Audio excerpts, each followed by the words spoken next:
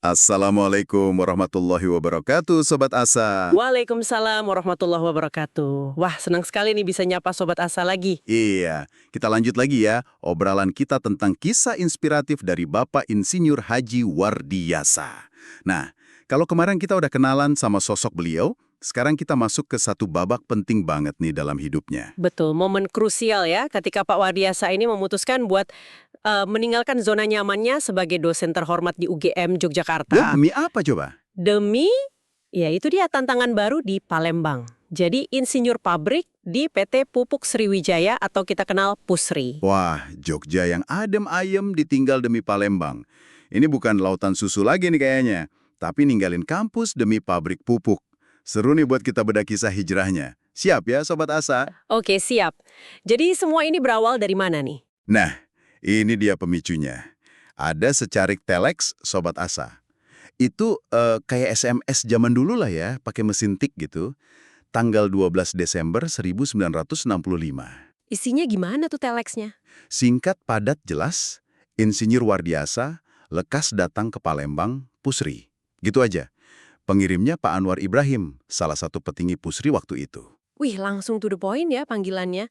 Tapi ini pasti ada ceritanya dong sebelumnya. Nggak mungkin tiba-tiba di telex segitu aja kan? Ya jelas ada. Jadi sebulan sebelum telex itu datang, Pak Wardiyasa itu sebenarnya udah ke Palembang. Oh ya, ngapain tuh? Awalnya sih niatnya nemenin mahasiswa bimbingannya buat kerja praktik di kilang minyak Stenvac. Biasalah tugas dosen. Oke, terus? Pas di sana, mampirlah beliau ke Pusri. Nah, di Pusri ini ketemu sama senior-seniornya. Ada Pak Nanang Sutaji sama Pak Anwar Ibrahim itu tadi. Wah, reuni dong. Bisa dibilang gitu. Mereka ini kan sama-sama alumni beasiswa Colombo Plan di Kanada. Jadi udah kenal lama. Nah, pertemuan ini nih kayaknya jadi kunci pentingnya. Ah, jadi ada koneksi ya. Terus apa yang bikin Pak Wardiasa langsung kepincut sama Pusri? Gara-gara ketemu senior aja? Kayaknya lebih dari itu deh. Beliau itu, wah terpesona banget lihat pabrik Pusri. Canggih banget katanya untuk ukuran zaman itu ya. Canggih gimana tuh? Ya gimana nggak canggih, lihat gas alam yang nggak kelihatan gitu ya, bisa diubah jadi butiran-butiran putih pupuk urea. Itu kan kayak wow gitu. Iya juga ya. Kayak sulap kimia industri gitu ya. Betul, beliau ngerasa ilmu teknik kimia yang selama ini diajarin di kelas, wah bakal lebih hidup, lebih nyata gitu kalau bisa diterapkan langsung di pabrik. Ini tantangan yang menggoda banget buat jiwa insinyurnya. Apalagi ditambah Pak Anwar Ibrahim langsung bilang, kerja di sini saja dengan kita, nanti Pusri ini akan berkembang. Wah, makin mantep tuh ajakannya. Nah, itu dia. Langsung deh Pak Wardiyasa kayaknya galau. Antara kenyamanan jadi dosen UGM yang dihormati sama tantangan baru di industri pionir kayak Pusri ini. Pasti dilema banget ya. Tapi menariknya nih Sobat Azra, soal restu dari orang terdekat ternyata lumayan lancar loh. Oh ya? Dari siapa dulu nih? Istrinya gimana? Nah, istrinya, Ibu Endang Sri Rejeki, justru katanya mendukung penuh. Malah senang gitu. Wah, kok bisa? Biasanya kan istri pengennya suami kerja yang mapan aja. Ya, mungkin ada pertimbangan lain juga ya. Kita bayangin aja, ngatur gaji dosen muda, terus rumahnya itu sering jadi base camp keluarga dari kampung. Istilahnya ngenger gitu bisa sampai 12 orang. Waduh, rame banget ya. Iya kan? Jadi mungkin pindah ke Palembang itu dilihat sebagai kesempatan buat membangun keluarga inti yang lebih mandiri gitu. Awal baru lah. Masuk akal juga sih. Kalau rumah udah kayak asrama, pindah ke kata lain bisa jadi solusi ya. Oke, selain istri, gimana dari pihak kampus UGM? Kan melepas dosen bagus itu nggak gampang. Nah, ini juga unik. Ternyata dari UGM juga dukungannya kuat banget. Mulai dari senior beliau namanya Bu Warni, terus dekan Fakultas Teknik waktu itu Irsuwarno, sampai rektornya langsung Profesor Yohanes. Semuanya dukung. Kok bisa? Mereka ngelihatnya ini bukan sebagai kehilangan buat UGM, tapi lebih ke bentuk pengabdian lain dari Pak Wardiasa buat bangsa. Potensinya dinilai bisa lebih maksimal kalau dikembangkan di sektor industri, apalagi industri pupuk yang waktu itu vital banget buat negara. Jadi ya didukung penuh. Pandangan yang visioner ya dari pimpinan UGM saat itu. Keren sih kalau gitu. Jadi keluarga inti udah oke, kampus juga ngasih lampu hijau. Terus tantangan terbesarnya apa dong? Kayaknya mulus-mulus aja nih. Eits, tunggu dulu. Ada satu bagian yang paling dramatis mungkin ya, dan paling menyentuh, yaitu waktu pamit ke ayahanda beliau, Pak Warnen. Oh, pamit ke orang tua ya. Kenapa itu jadi tantangan besar? Karena gini Sobat Asa, buat Pak Warnen, anaknya jadi dosen UGM itu udah puncak kebanggaan keluarga. Profesi dosen itu kan dianggap mulia banget, terhormat gitu di masyarakat zaman dulu. Iya sih, kebayang banget. Terus Pak Wardiasa bilang mau pindah kerja jadi insinyur publik, gimana tuh reaksi Pak Warnen? Ya persis seperti yang kita duga, bapaknya langsung tanya, "Loh kamu ini kan udah mapan, wes dadi guru," katanya gitu. Guru itu jabatan terhormat. Terus Pak Wardiasa jawab apa? Beliau coba pakai alasan ekonomi dulu. Tapi gagal. Bapaknya malah nawarin mau dikirimin uang. Wah, gagal deh strategi pertama. Haha, malah mau disubsidi ya? Terus gimana dong cara meyakinkannya? Pakai jurus apa lagi?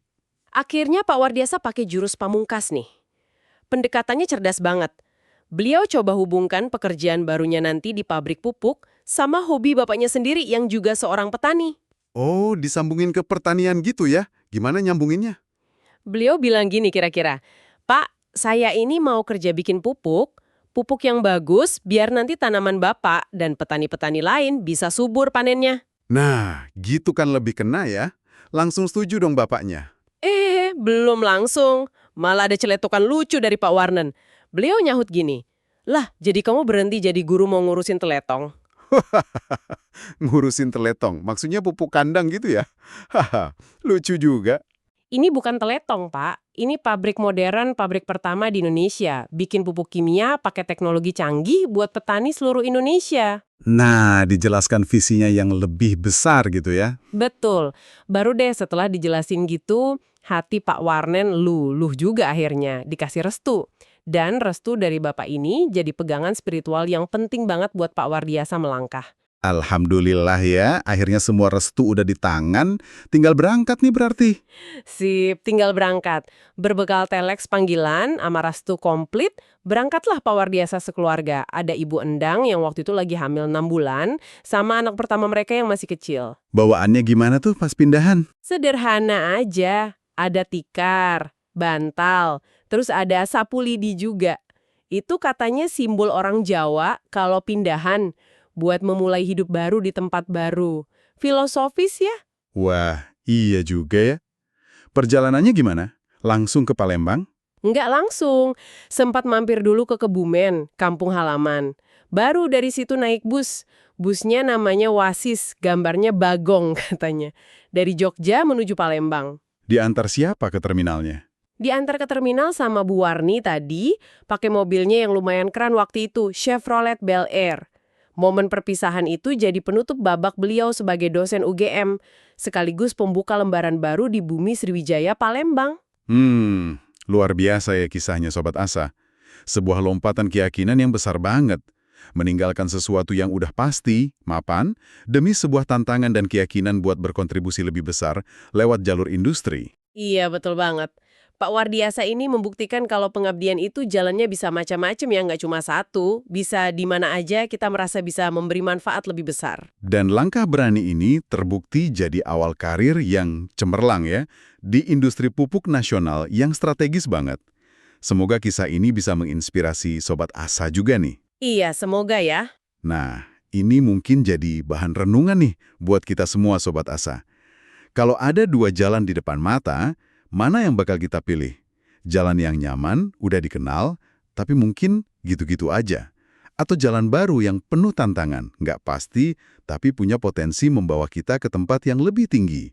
Coba direnungkan ya. Pertanyaan bagus tuh buat dipikirin. Oke deh, jangan kemana-mana dulu ya Sobat Asa. Tetap nantikan obrolan kita selanjutnya, pasti dengan topik-topik lain yang nggak kalah unik dan menarik. Sip. Kalau begitu, kami pamit undur diri dulu ya untuk kali ini. Sampai jumpa lagi. Assalamualaikum warahmatullahi wabarakatuh. Waalaikumsalam warahmatullahi wabarakatuh.